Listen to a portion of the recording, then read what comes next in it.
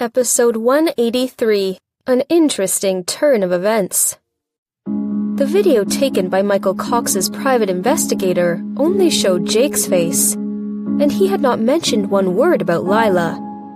His plan to send Jake to prison failed, and at the same time, Jake's countercharges rendered him guilty. Michael Cox immediately decided to blame his wife for everything.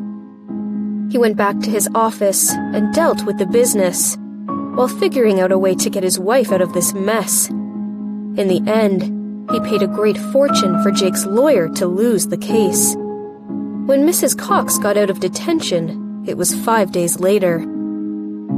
This incident had a great impact on the financial position of the Cox Group. The board had a meeting and requested an explanation from Michael Cox.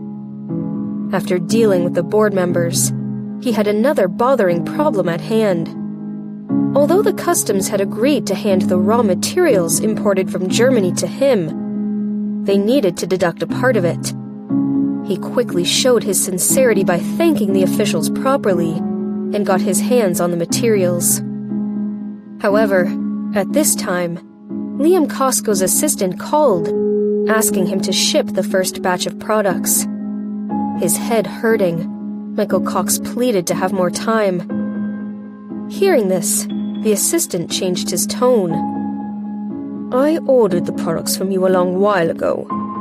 You said you have something in stock, which was the only reason why I placed an order this huge.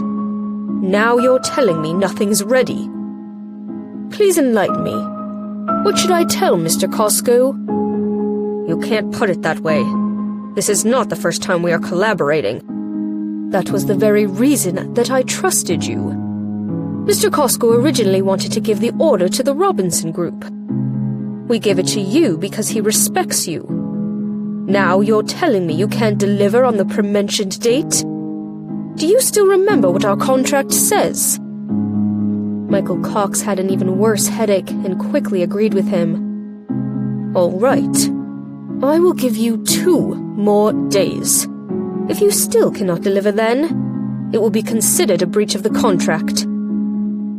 Hearing this, Mr. Cox quickly became pale and yelped. 2 more days? How? How is that possible? Before he finished, the assistant hung up. "What the heck?" Michael Cox was pissed off. Pacing back and forth, he took out his cell phone and dialed him back. However, the guy never picked up again. Stomping his feet, he called the factory, which was already working hard to catch up. "Hurry! Hire more people and make them work overtime. We must get the first batch ready in just 2 days." The damages would be worth more than his entire company, and I cannot afford to lose this, he thought determinedly.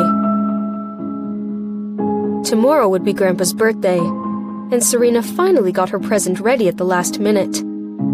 Jake was not back yet, so she had dinner on her own, had a shower, and studied in the living room. When he came back, it was past 9 p.m. Seeing him, she put her book down and asked, "Did you eat?"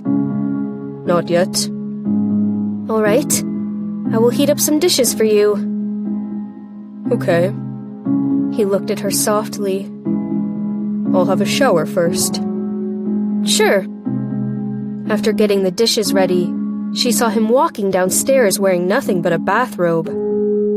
Feeling the thick fabric of her pajamas, Serena asked, "Aren't you cold?" "No." "Sit down with me." She sat down and asked, "Are you still busy with the plan?" "Almost done. I'm now handling the acquisition of the Cox Group." "Acquisition of the Cox Group?" She stared at him, her eyes wide. "You mean Michael Cox's company?" "Yes. They are bankrupt." Serena sucked in some cold air and asked incredulously, "So sudden?" "Not really." Jake looked up with softness in his cold eyes. "I have been planning for more than 2 months, and only finished up a couple of days ago. The order that Liam Costco's company placed with the Cox Group was taken over by me. He patiently explained this to her in his normal, deep voice. However, her heart became tender.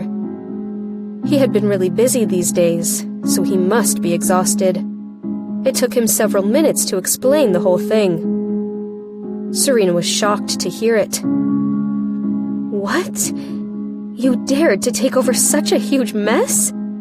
Liam Costco screwed Michael Cox over. Can you make sure it doesn't happen to you?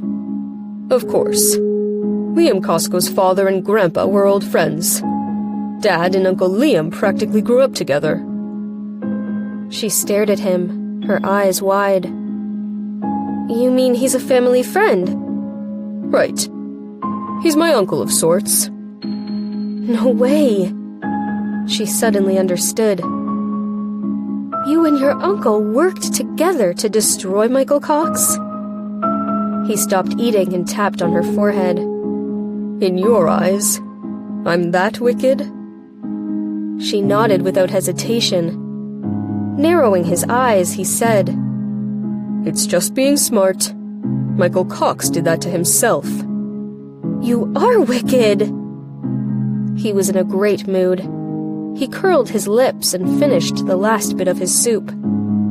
Waving his hand, he said, Come over here. What?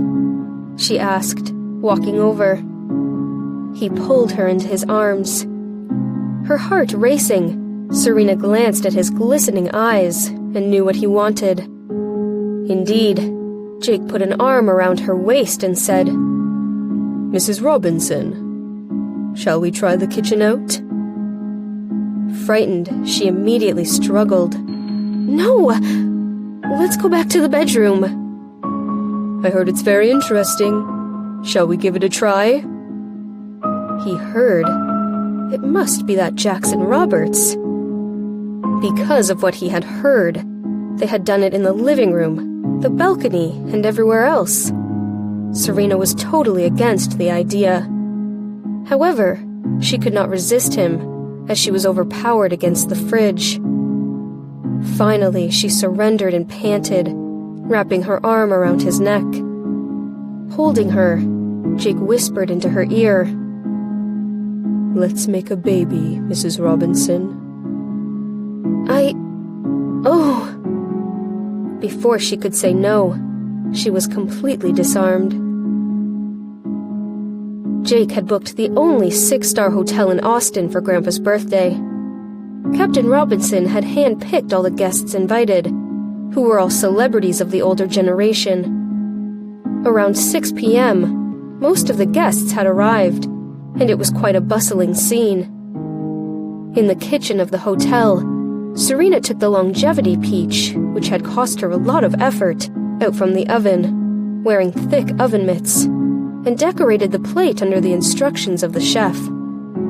Jake was busy amidst meeting the dignitaries and making sure everything happened smoothly when his phone rang. The call was from Laurel, who was watching Lila Cox. He answered and heard their hurried voice. Mr. Robinson, Mrs. Cox's water broke. I'm afraid she's having the baby.